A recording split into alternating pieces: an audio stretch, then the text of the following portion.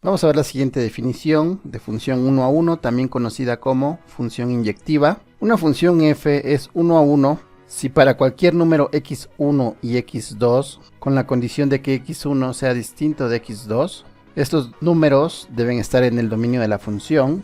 Entonces f de x1 es distinto de f de x. Lo podríamos resumir así: si x1 es distinto de x2, entonces mis valores en mi contradominio van a ser distintos.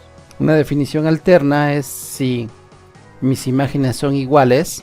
Esto quiere decir que x1 es igual a x2. Entonces, si en mi dominio de mi función tengo dos números distintos, vamos a llamarle x1 y x2, entonces mis imágenes van a ser distintas. Un ejemplo de función que no es 1 a 1, por ejemplo, tengo dos números distintos en mi dominio, que a la hora de evaluarlos me arroja el mismo resultado en mi contradominio. Vamos a llamarle y.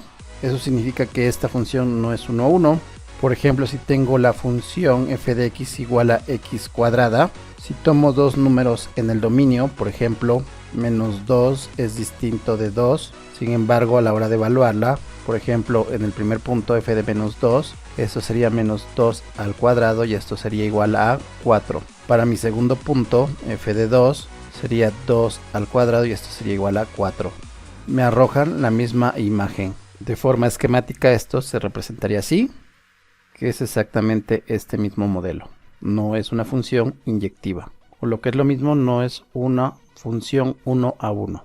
Vamos a ver ejemplos de funciones 1 a 1 en una gráfica.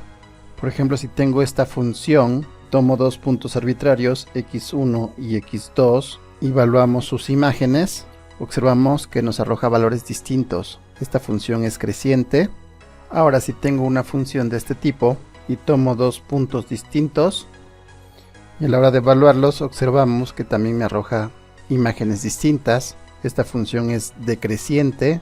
Entonces, de aquí podemos concluir que una función es 1 a 1 solamente si es creciente o decreciente. Un ejemplo de función que no es 1 a 1 es, por ejemplo, la siguiente gráfica que traza la siguiente función, porque si tomo dos puntos distintos, x1 y x2, a la hora de evaluarlos, resulta que me arroja la misma imagen, es decir, f de x1 es igual a f de x2.